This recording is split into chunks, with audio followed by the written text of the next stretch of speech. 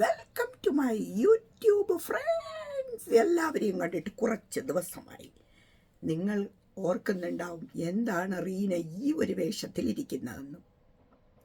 ഞാനേ നിങ്ങളോട് ഇന്ന് പറയാൻ ഉദ്ദേശിക്കുന്ന വിഷയം എന്ന് പറയുന്നത്, നമ്മളിപ്പം പല പല വീഡിയോസ് ഓരോരുത്തരും ചെയ്യുമല്ലേ.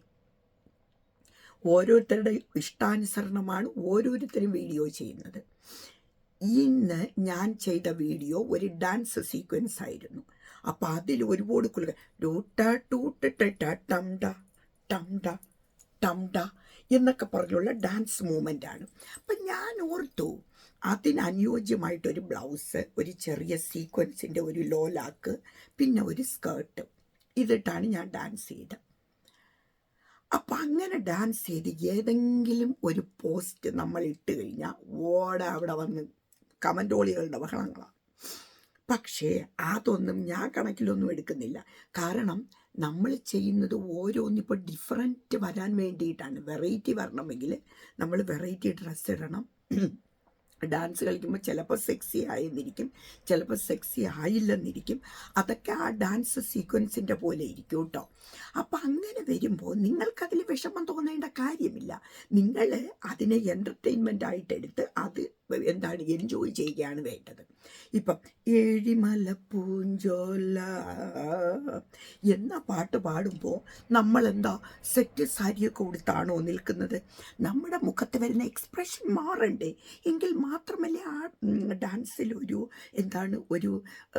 ഒരു രസം വരുള്ളൂ. അതൊരു സെക്ഷുവൽ കലർന്ന ഒരു ഡാൻസ് ആണെന്നൊന്നും ഞാൻ പറയില്ല. പക്ഷെ സിൽക്ക് സ്മിത അത് അഭിനയിച്ചിരിക്കുന്നതിന് ഒരു പാറ്റേൺ ഉണ്ട്. അപ്പോൾ ആ പാറ്റേണിൽ വരണമെങ്കിൽ നമ്മൾ എന്ത് ചെയ്യണം? ആ ഒരു പാറ്റേണിലുള്ള എക്സ്പ്രഷൻ കൊടുക്കണം, അല്ലേ? അപ്പം അതുപോലെയാണ് പലരും വീഡിയോ ചെയ്യുന്നത്. അപ്പം അവരുടെ ടേസ്റ്റിനനുസരിച്ച് പിന്നെ അവർ ആ ഒരു കോസ്റ്റ്യൂം ഡിസൈൻ ചെയ്ത് കൊടുക്കും. അപ്പോൾ അത് നിങ്ങൾ എൻ്റർടൈൻമെൻ്റ് ആയിട്ട് എടുത്ത് അതിനെ അങ്ങോട്ട് എൻജോയ് ചിരിക്കൂ, ചിരിപ്പിക്കൂ, ചിരിച്ചുകൊണ്ടേയിരിക്കൂ. നിങ്ങൾ ചിരിക്കൂ, ആനന്ദിക്കൂ, അർമാദിക്കൂ. ഇതിനൊക്കെ വേണ്ടിയിട്ടുള്ളതാണ് മീഡിയ. പിന്നെ നമ്മളെപ്പോലുള്ള ആൾക്കാർ, എനിക്കാണെങ്കിൽ ഇപ്പം മറ്റുള്ളവരെ ചിരിപ്പിക്കാൻ ഭയങ്കര ഇഷ്ടമാണ്. എന്തെങ്കിലുമൊക്കെ കൊട്ട് തമാശകൾ പറഞ്ഞങ്ങ് ചിരിപ്പിക്കാൻ ഭയങ്കര ഇഷ്ടമാണ് എനിക്ക്. അപ്പം നിങ്ങളെ ചിരിപ്പിക്കലാണ് എനിക്കുള്ള ഒരിഷ്ടം. പിന്നെ എന്നിലുള്ള ഒരു ഹാസ്യം ഉറഞ്ഞു കിടപ്പുണ്ട്. ആ ഹാസ്യം നിങ്ങളുടെ മുന്നിലേക്ക് ഞാനങ്ങോട്ട് എറിഞ്ഞെറിഞ്ഞ് നിങ്ങളെ ഞാനങ്ങ് ചിരിച്ച് അർമാദിപ്പിക്കും. അപ്പം അതൊക്കെ വേണം നിങ്ങൾ എൻജോയ് ചെയ്യാൻ. അല്ലാതെ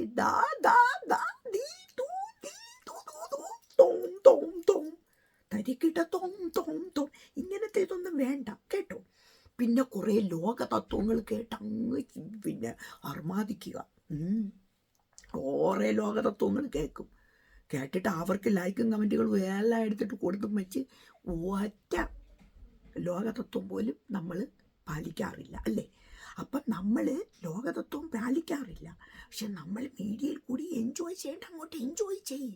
ഡാൻസ് ആകട്ടെ, പാട്ടാകട്ടെ, അല്ലെങ്കിൽ മ്യൂസിക് ആകട്ടെ, എന്തോ ആകട്ടെ, അയച്ചു പൊളിക്ക്. സ്വസ്ഥം, സുഖം, സുന്ദരം. ലൈഫിനെ മോർ ബ്യൂട്ടിഫുൾ ആക്കുക. അയ്യോ, അപ്പം ഇങ്ങനത്തെ എടുക്കാൻ വേണ്ടിയിട്ട്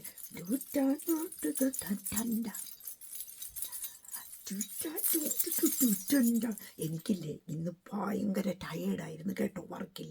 എനിക്ക് നിങ്ങളടുത്ത് 10 വർത്തമാനം പറഞ്ഞപ്പോൾ എന്തൊരു റിലാക്സേഷൻ എന്നറിയാമോ? മാനസികമായിട്ട് നല്ല റിലാക്സേഷനാണ്. അപ്പം അതുകൊണ്ട് തന്നെയാണ് നിങ്ങളെ ചിരിപ്പിക്കാനും ചിന്തിപ്പിക്കാനും റീന ഇവിടെ ഉള്ളത്. മറക്കരുത്. Love you all.